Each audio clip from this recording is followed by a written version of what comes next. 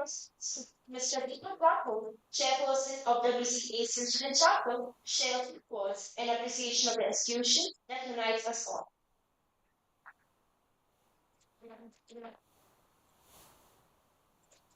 Good morning, everyone. It's an honor to welcome our esteemed dignitaries, respected faculty, and dear fellow students. Let me share you the remarkable journey of Walter College of Engineering, a name that distorts history, innovation, and achievement. Established in 1947, Walter Engineering Assembly is one of the India's oldest and most prestigious engineering institutes.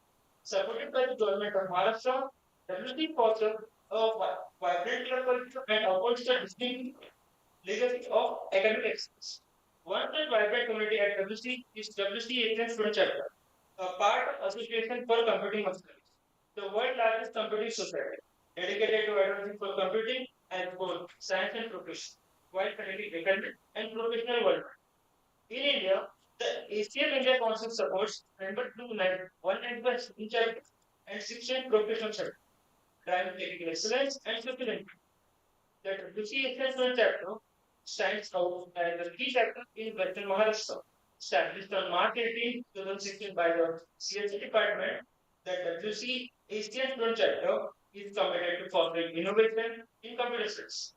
It hosts the annual WC Hackathon along with workshops and simple training, organizes expert talks and social initiatives like Ground and runs flagship programs such as DSL Unplugged and ACM Talks. Through these initiatives, the chapter continues to empower students to innovate, collaborate, and lead to the ever-evolving world of computing. Thank you for giving me the opportunity to share my thoughts. It's truly a platform where knowledge, innovation, and collaboration come together, inspiring us to grow and achieve. Thank you.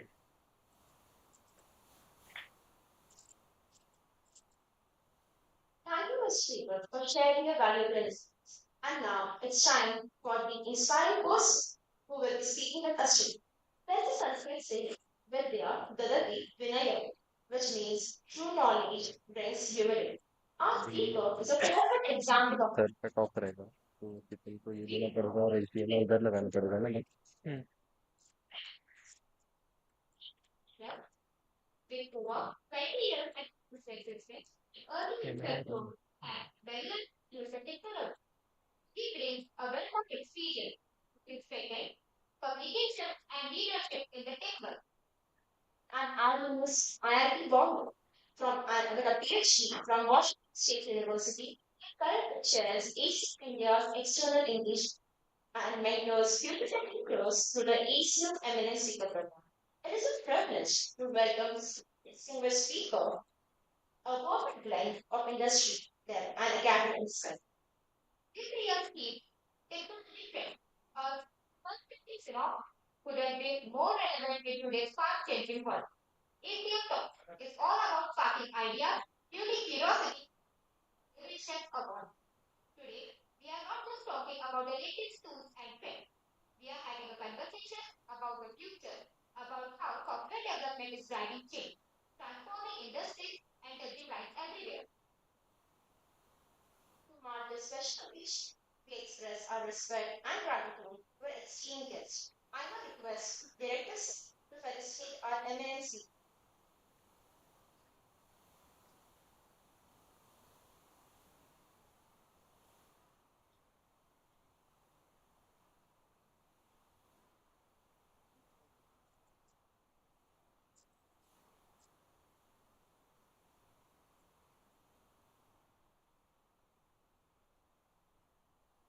Now request the dignitaries to present a plan and memento for respected guests.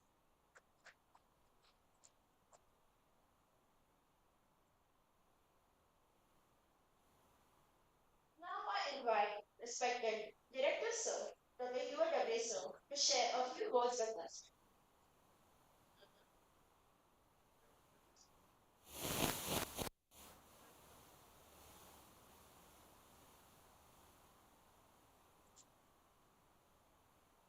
Thank you very much, sir.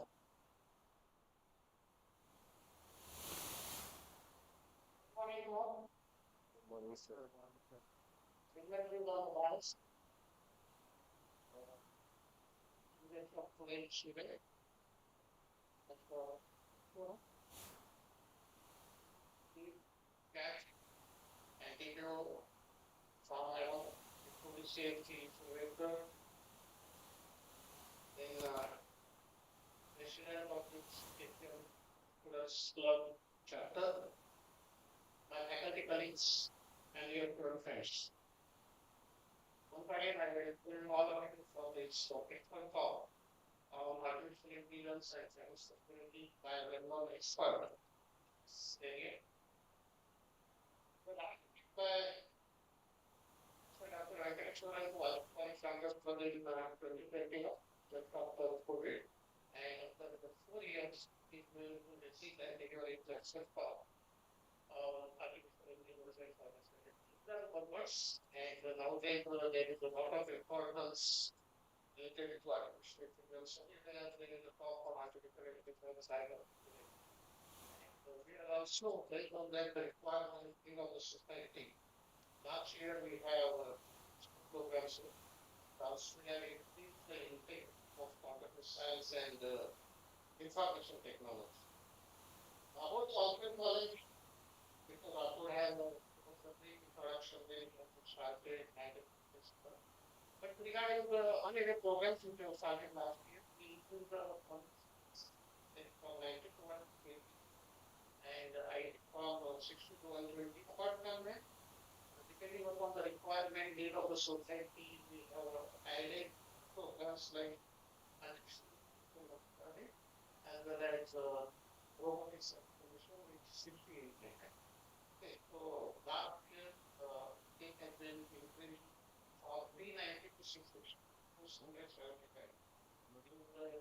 Now to say that all the last year, market, the intake was 660, considering the community six, the total number of students admitted from 190. Because in the prior, total 650 admitted there, total people in the campus is about 290. I think the huge response from the Maharashtra Council, because yeah, we for the grants and the India's there and audience, the audience for this expert talk is from secondary in the evaluation, not in the evaluation. CNC, I think we have even more these students who are going to take the benefit of this session. ACM, but as for my knowledge, we have more than 18 to 19 open associations are there. And ACM chapter started in 19, sorry, 30, okay, 9 years. And every year they are organizing expert specialists. And a couple is one important activity which we are conducting every year with the price of near about 1 lakh plus. And last year, I think participants from outside India also participated. So during a smart time span, they have understood the place. Still, in scope for improvement, during here, we are trying to organize this kind of expert tips for implementing time time. So, once again, I welcome you for this expert section and hope you will provide support for future activities we could have able to carry out as a recent track. You will apply suppose better greater heights for the further purpose. Thank you very much.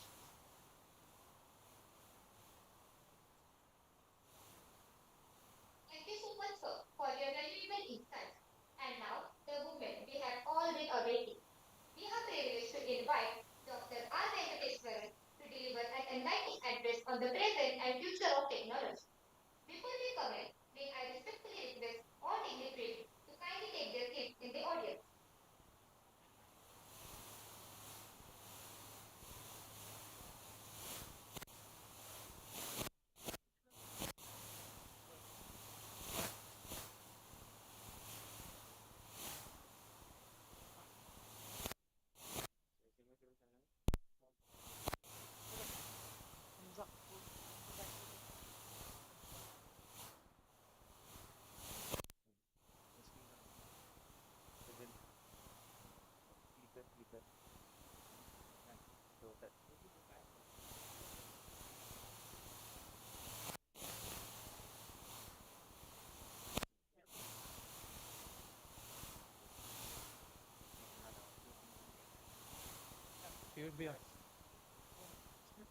Transmitter on करना होगा transmitter on करना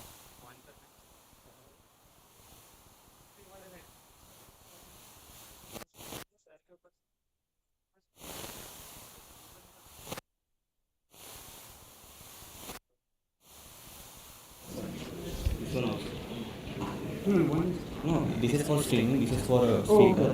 Okay. One minute. Can you hear me back? It's too loud or it's okay? Alright. This one I put in this pocket. Where do you want me to hold that? Spin it in. Okay. Thank you. Alright, good morning everyone. First of all, thank you very much for the wonderful hospitality. It's always a pleasure to come back here. I've been, since the ACM chapter was established, I think I've been coming here every year almost. And of course, during COVID, there was a break, and then, unfortunately, after that, I've not had the opportunity to come here. So it's a pleasure being here after almost 4 years.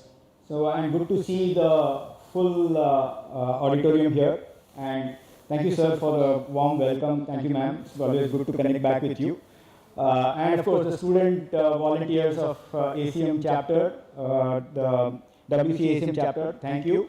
You made wonderful arrangements. So I'm well rested, well fed. So let's get started. So what I'm going to cover today is, of course, the topic is various trends in technology trends in AI, ML, cyber security, Gen AI, all the buzzwords that you've been hearing. And there's always this fear that, and you keep reading a lot of press, right? Is AI going to take away jobs? Is it, and we do see some early indicators of that. So let's kind of get a sense of where we are. And is it really, should we get carried away by the fear, or should we kind of look at it a little bit more differently? All that is what I'll try to cover. Okay? I'll take about an hour to cover all that. And in the meantime, if you have any questions, I will pause in between. Please ask questions whenever you feel. Okay? While there is a Q&A set up for the end of the talk, I would rather that we have questions and keep it interactive rather than me talking for an hour. Okay? Before I do that, I do want to take a moment to first, the slides that you will see, a lot of it has been borrowed from various sources on the internet, and I do want to thank all the respective authors of the content. And because of their hard work, I've been able to put together these slides very easily. Okay? Let me, how many of you are already members of ACM? Other than okay, you're all in the second year. So, sir said that the intake has gone up to 900. Sorry, 790, right? Yeah, 790 is the intake. So, which means that there are 790 potential ACM student members that we should be targeting. Sorry, I'm wearing the ACM hat for a moment. So, I would really encourage all of you to become members of ACM. I'll just give a brief glimpse of what ACM India does, so that you get an idea of why it is beneficial to be part of this prestigious community. Okay? So, at a glance, if you look at it, Deepak already mentioned this, that it's one of the oldest scientific computing society and the largest as well, focused entirely on in the field of computing. Computing includes all of us here, CS, AI, ML, IT, all of it is kind of broadly categorized under computing. Okay? More than 100,000 members globally, 14,000 chapters in India, including many student chapters, 14,000 members, sorry, of which roughly about 8,000 are students, remaining 6,000 are professionals. Professionals are working people. Okay? So there's an even mix of student members and professional members. Okay? 250 student chapters, more than 25 professional chapters in various cities all over India. And we do have certain chapters focused entirely for the women engineers in computing. So these are the ACMW chapters. So there are about 40 of those. Okay? So what does ACM, being a member of ACM, give you? Of course, a lot of it is focused on research initiatives, which is what the professional members really focus on in terms of getting the support from ACM or being part of the ACM community to attend various conferences, especially for research students. There are many initiatives geared to take care of it. But since there aren't too many research students here, I'll focus more on what is in it for the undergrad students. Okay. So if you see the top right there, we are talking about various education initiatives. The first one I want to spend a minute is the summer and winter schools. The summer and winter schools are every year we conduct one winter school and one summer school, about 6 of those summer schools and 6 of winter schools. These are about 2 to 3 weeks of immersive experience in topics which are typically not taught as part of your regular curriculum. Okay? And these topics are taught by the renowned experts in that specific area. Okay? And you get about, in each of the summer schools, we get about 40-45 students, we pick them. They get to be part of this learning experience. A lot of hands-on exercises, so that when you come back from that summer school or winter school, you feel that yes, you have learned a lot about a particular topic. Okay? Given that we only pick about 40-45 students, unfortunately we can't do it at a much larger scale. It is quite competitive, given that there are 8,000 student members. Pretty much everyone, large number of them apply, and we have to pick them based on some criteria. Okay. Having said that, if you have not heard about it or not applied for it, please do. The next, we just completed a summer school in May, June. So we'll have the next winter school coming up in around December time frame. So you'll see the announcements happening around October. We are in August. So another 2 months time, watch out for the notice for the various summer schools that will be held in the month of December, held across India in different campuses. And if you are selected for any one of them, trust me on this, it will be a really very, very enriching experience. Let me also tell you, all costs, travel, stay, everything is taken care of by ACM India, so you just need to apply and be there and learn from everyone among your student peers, as well as the experts will come and conduct these sessions. We also kind of organize, ACM India organize a lot of conferences, and if you get to be part of, to attend these conferences, ACM India does support by providing a lot of travel grants. So that's another thing that you can use as a way to get to interact with a large number of people. See, one of the things about ACM is that it's a fraternity of more than 100,000 people globally, and any one of us is reachable to any one of the others. Okay, so it's a very friendly fraternity. You can be part of, you can reach out to anyone, any of the experts globally, anywhere, and you'll be, and most likely you will get a response back from them, and you can interact with them, ask your questions, learn from them, interact with them, do whatever you think is the right thing that you can benefit from those interactions. Okay. We also do a couple of other things for the students for the campus. One is called the Teacher Partner Program. Okay.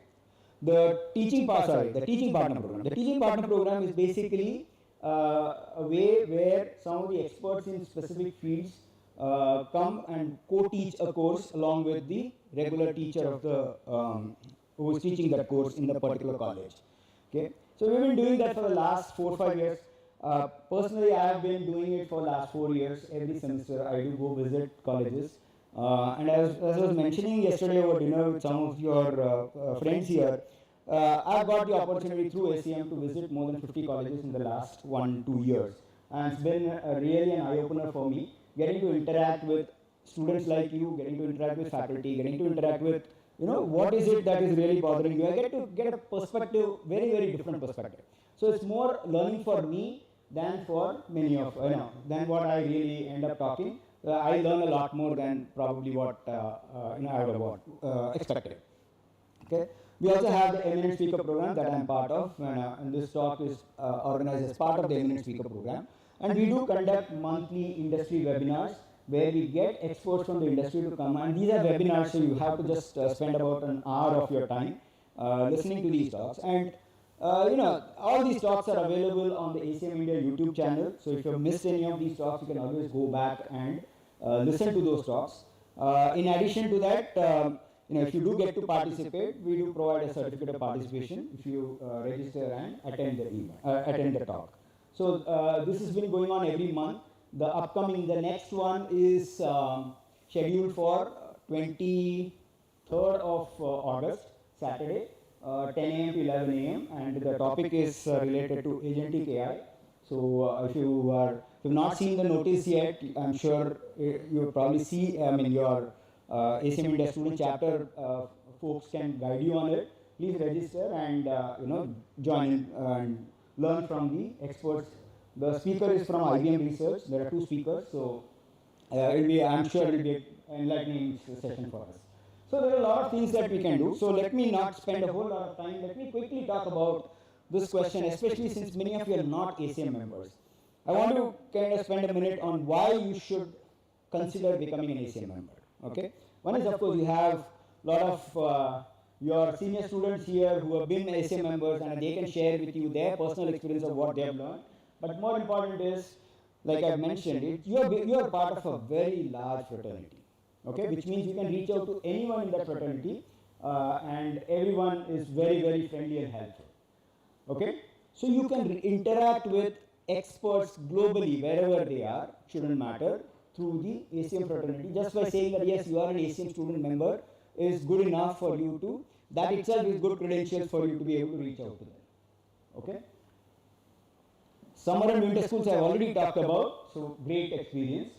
I have already talked about this, that you can attend many of the conferences, and like I mentioned before, all the costs associated with travel and stay, everything will be borne by ACM. So there's nothing that you have to ask students, you don't have to pay anything.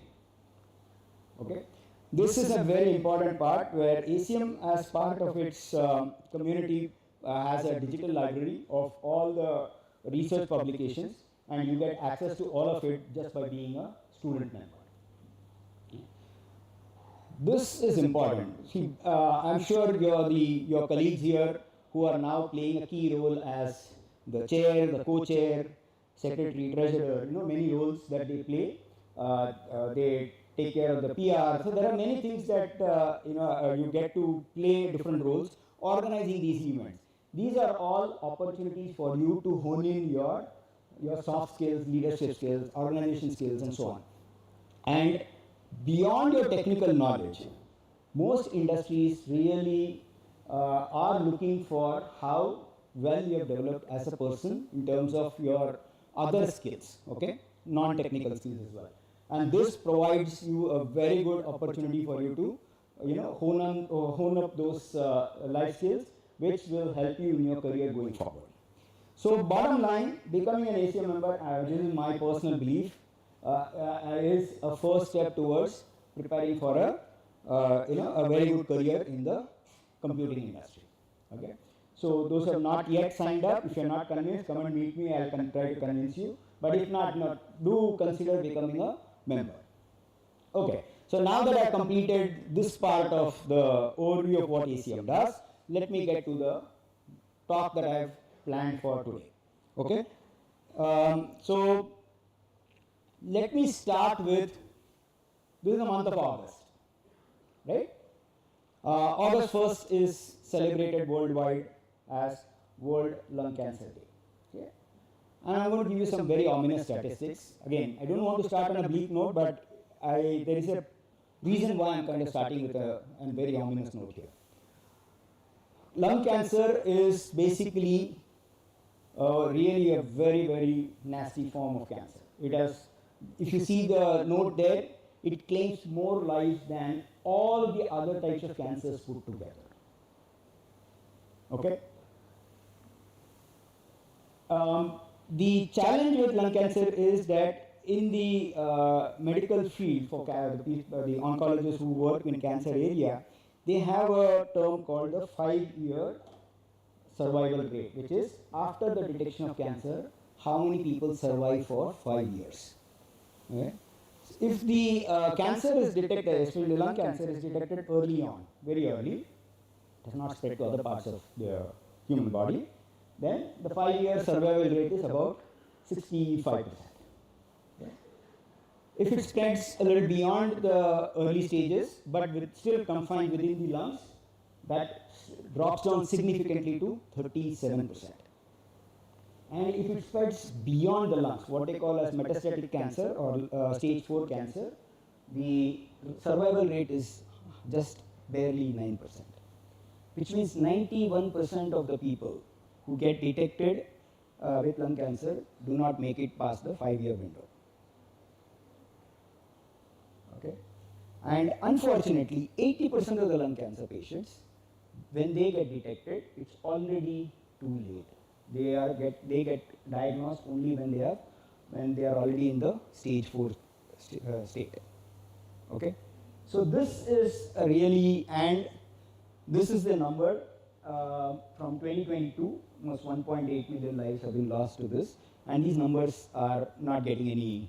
I mean, they are getting better, of course, but it's not really. It doesn't sound very promising, right? Now, just to kind of hone on the fact again. So if you see this chart, this is from the American Cancer Society report of 2024, last year's report. As you can see that curve there, blue curve, that is the number of incidents of lung cancer. Okay, males and females, as you can see, both. Yeah, while after 1990 things have obviously been improving, but if you look at it as compared to all the other cancers, it is still the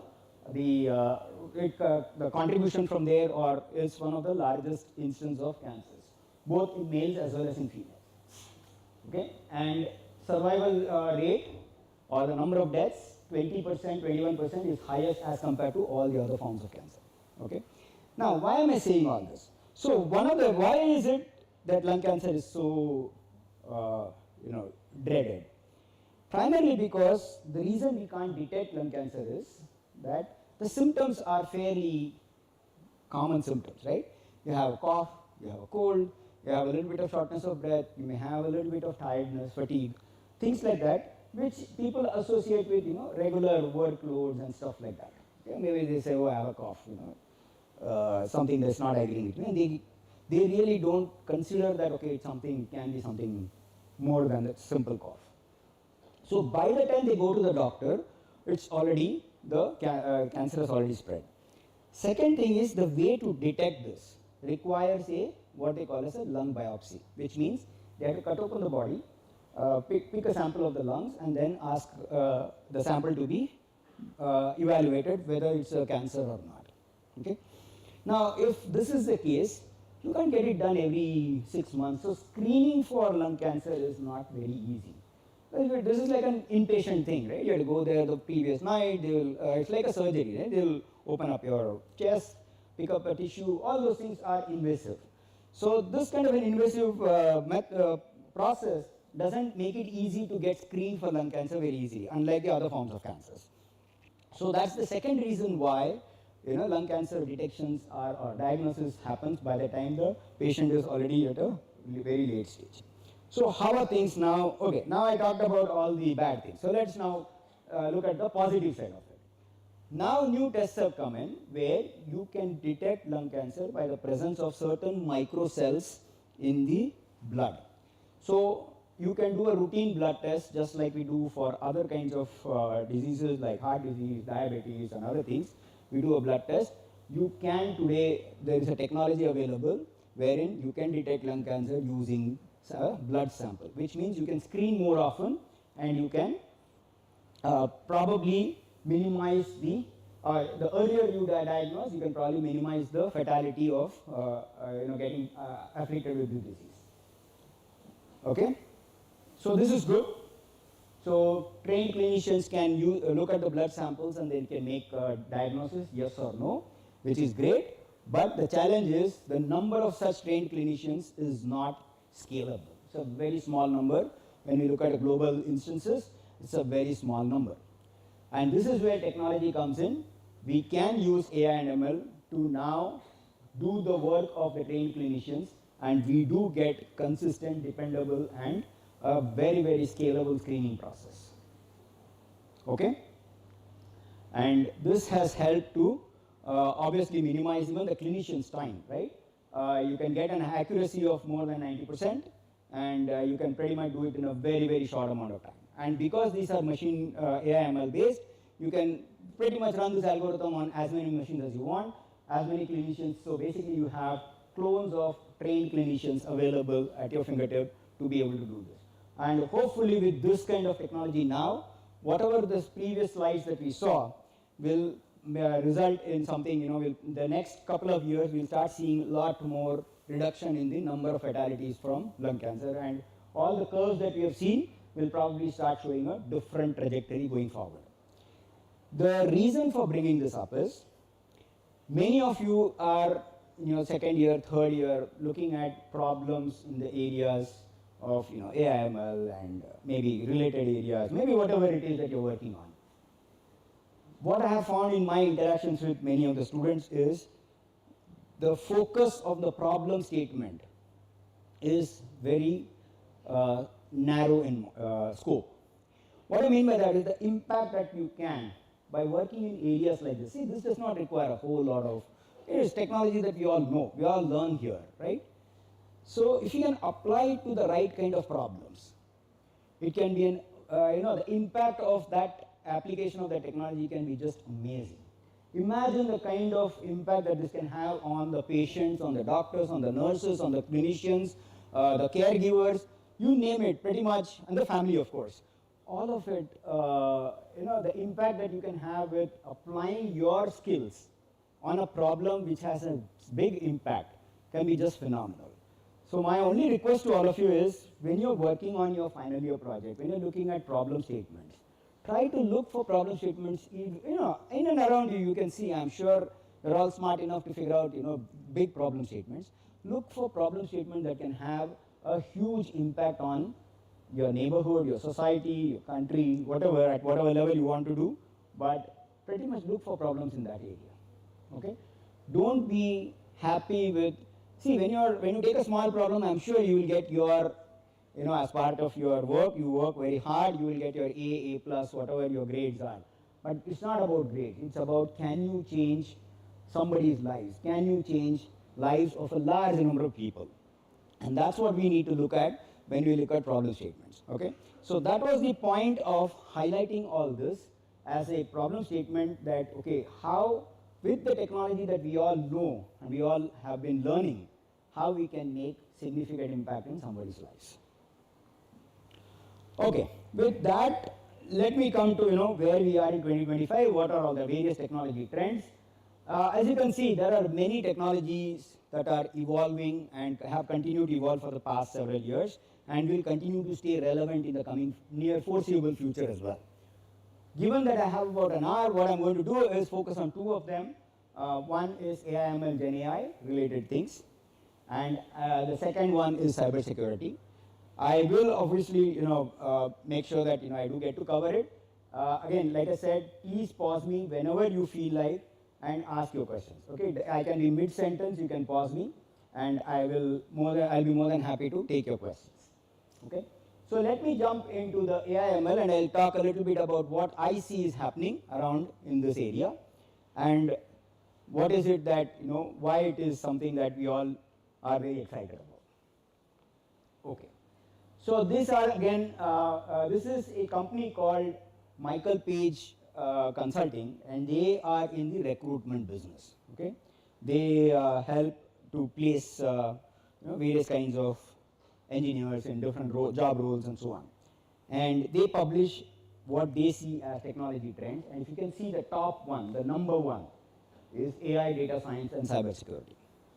This is one of the reasons I thought I'll pick these two areas here and talk about what I see. Okay, of course there are many other things as well, but I'm going to focus only on the number one on this. Everybody knows who is Jeff Bezos? Who is Jeff Bezos?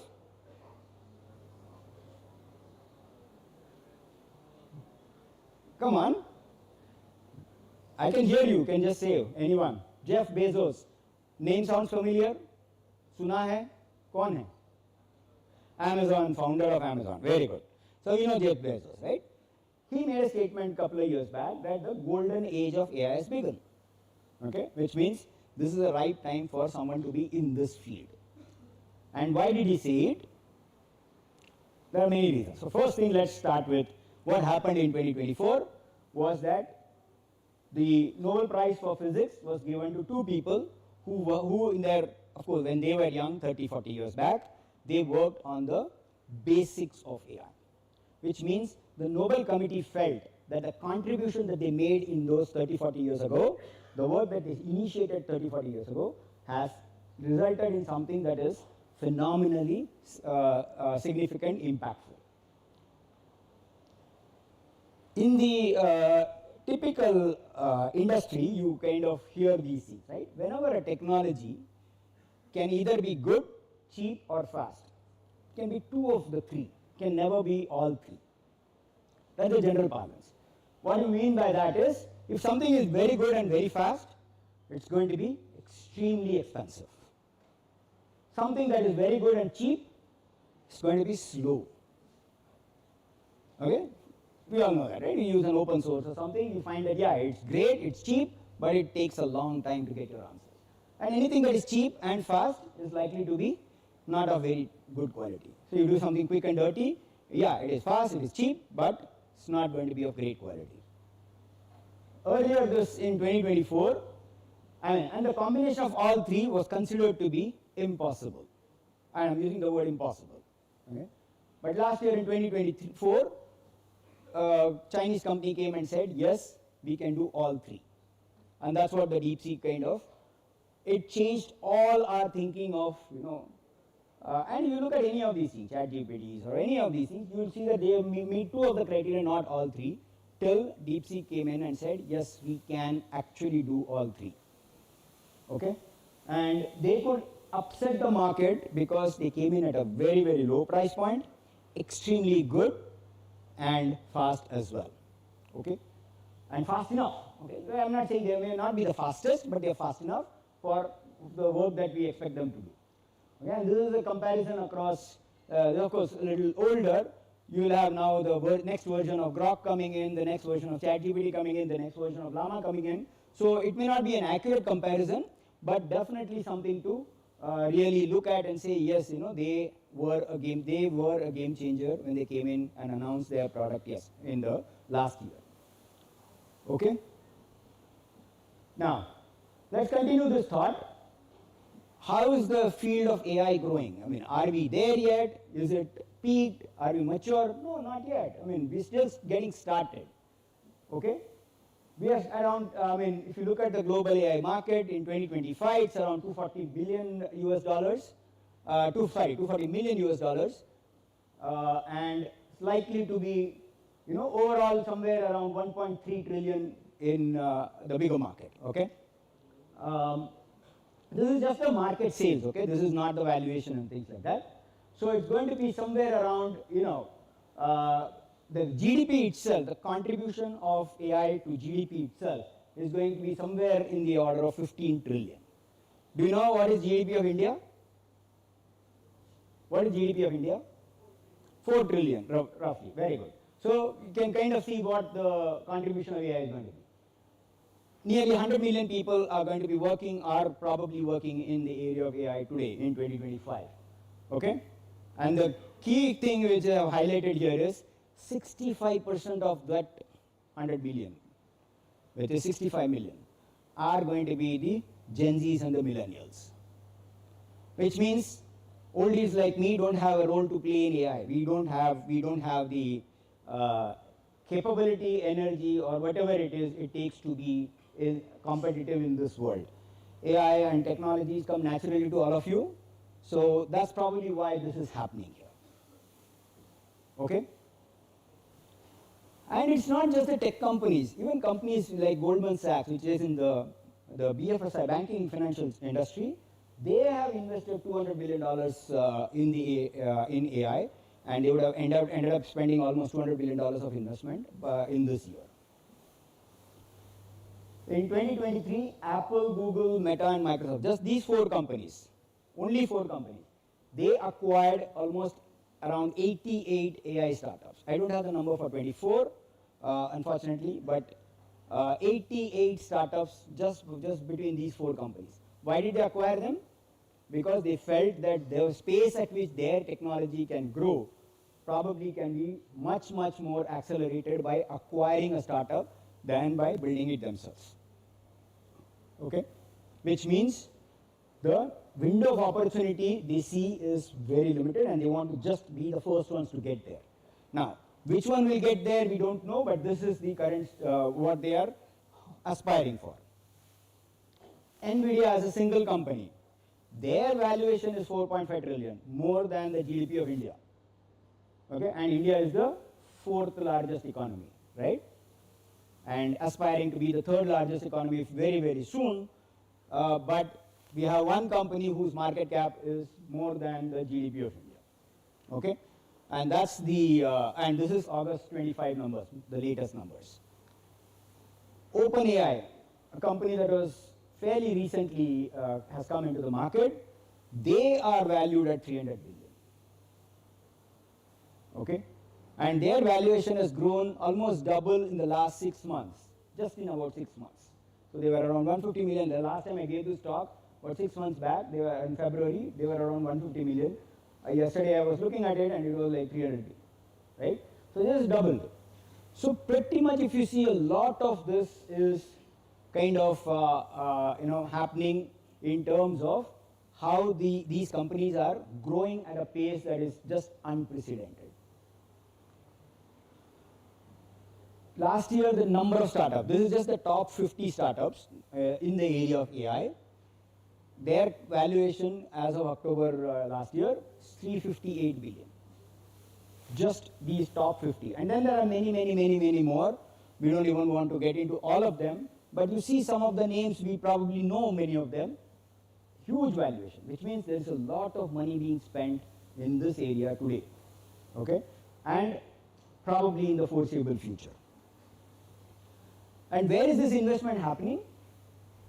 Broadly in all these areas, but I just want to focus on just one area, which is the models, the new language models and the tools around these models. Okay, because end of the day, we as engineers, what do we like to work with? We like to work with the large language models, the tools, how we can use these models and so on.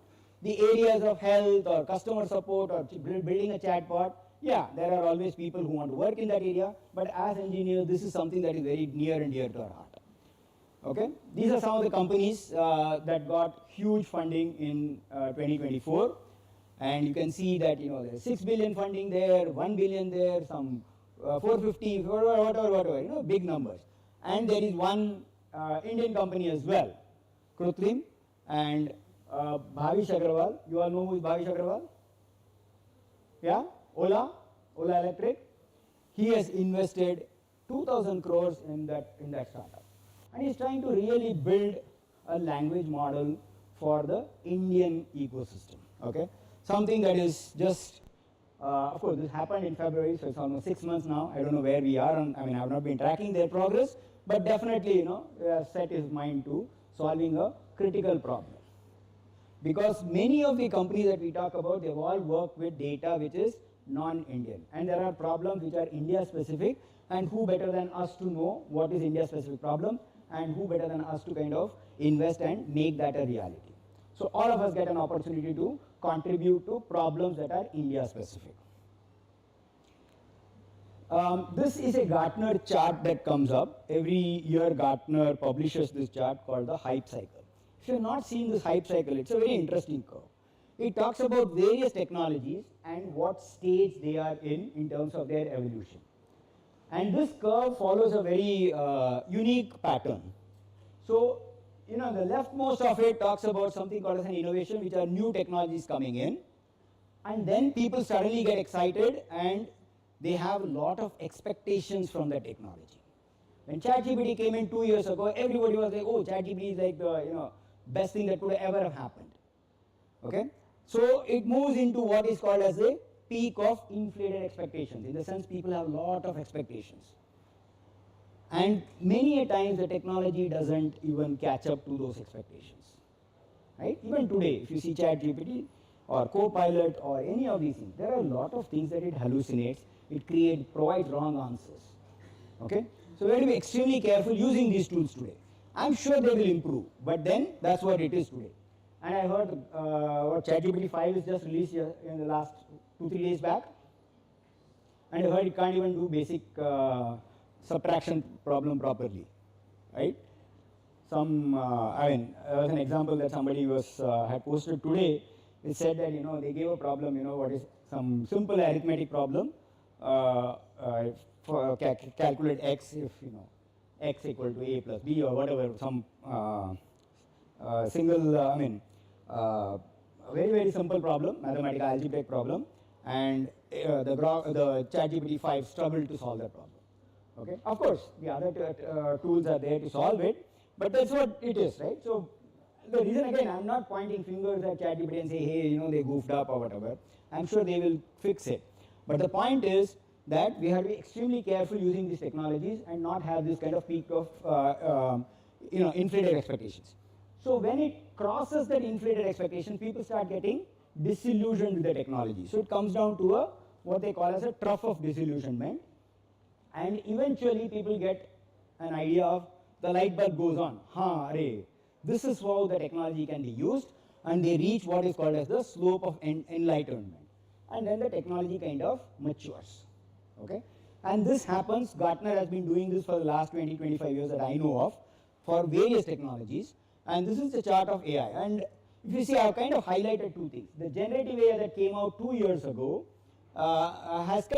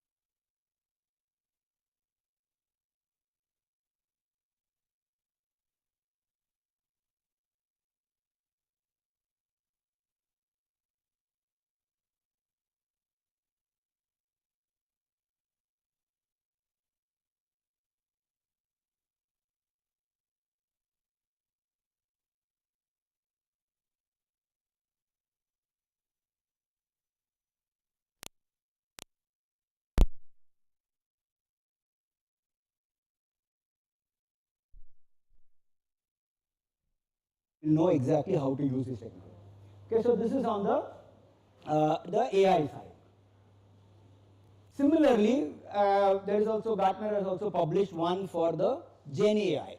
Okay, and you can see again the same few things, the technology we saw the RAG, which is retrieval augmented Gen AI, which was pretty much the buzzword of last 1.5 years back, is now suddenly has gone into the trough.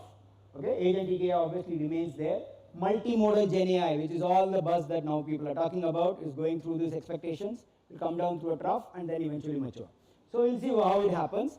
All of them are in the 2, 3, 5 year window. Another very important thing to be pointed out here is that artificial general intelligence, which is considered to be where the machines are superior to, will become eventually superior to humans. Okay, that's what is AGI, right? If you see, according to Gartner, at least it is still at least 10 years away. Yes, there's a lot of buzz that yes, we have been able to, if ChatGPTs or what any of these tools can solve a JEE advanced question paper, we are done, right? It's not that straightforward. There's still a lot more to intelligence. We still have a role to play. We are humans. Human intelligence still has a very, very significant role to play, and that's where we are. So the takeaway from this is these Gen AI tools are definitely there to help us, but they are there as assistants and not as our replacement. So if you read anywhere saying that, oh well, Gen AI has replaced humans somewhere, something, two things are possible. Of course, the human did not probably pay attention.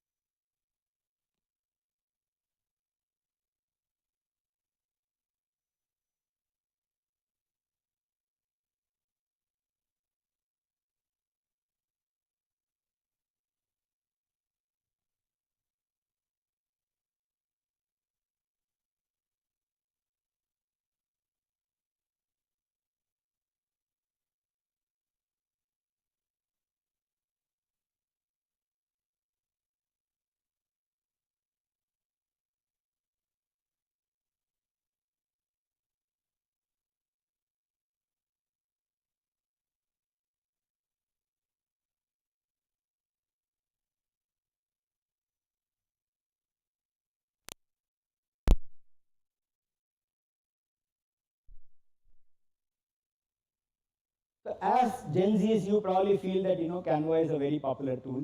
As an oldie, I don't feel so. I feel PowerPoint is still my favorite, so I keep using that. But yeah, these tools are evolving. I have not used Canva very extensively. I've used it, but I don't know how powerful it is. But if you look at it, this is considered, this is a fairly powerful tool as per the usage, right? Even in the popularity, you see that of course ChatGPT has got a big piece of the pie, but Canva is up there as number 2. I didn't expect it. More important is Canva, which is considered as a what is that called? It's a graphics tool, right, or image creation tool, is now considered as an AI tool, which means it has added a lot of AI features. No wonder we see Canva advertisements on in the television nowadays, right? So it looks like they are kind of marketing it big. How many have seen the Canva ad on TV? You've seen it, right? So very surprising to see a technology company, playing an ad on TV, mainstream TV, right? Okay. So the question now is, has GenAI been really effective? Yes, absolutely. Where have they been effective? There are certain problems where they do very well. Customer service contact centers, bring down the cost or the time to solve a problem or respond back, because humans will take time to respond. We are humans at the end of the day, but machines are there, they work 24/7, so they can definitely bring down the response time, so by 20-30%. Similarly, on sales and marketing or product development, where we use tools like Copilot and other things, and they are able to bring down the cost by about 15%. Okay, it's not the way it is portrayed that everybody is using Copilot. There is no need for engineers. One engineer and 4 Copilots can solve problems. No, it's not that. It still is in. Of course, it is great. It is doing a great job, but still some ways before it can become mainstream. Okay. And of course, there are other automation tasks that AI can do, Gen AI can do much, much better. That's where you see the significant benefits of using these tools. Okay? Now, so coming back, a quick summary of what we have talked about is AI, Gen AI, definitely there's a lot of buzz going around, there's a lot of money being invested, the numbers are staggering, the technology is evolving rapidly, all tools, lots of tools are coming up, a lot of investments are happening in the tools, and they are playing a role across industries, whether it is healthcare, banking, agriculture, you name it, pretty much they have a role to play. And this is not just an exhaustive list, okay? There are many, many more industries in which AI and Gen AI have to play a role. Now let's come to a very important part, of course. If you ask me where, of course, this is what is currently probably happening, right? If somebody asks me where are you going to use Gen AI, somebody is going to probably ask ChatGPT and get an answer out. Now let's come to a very important part of, which is going to be what we are all interested in. Okay, fine. World over, somebody invested 5 billion, 50 billion, fine, great. What is in it for you and me?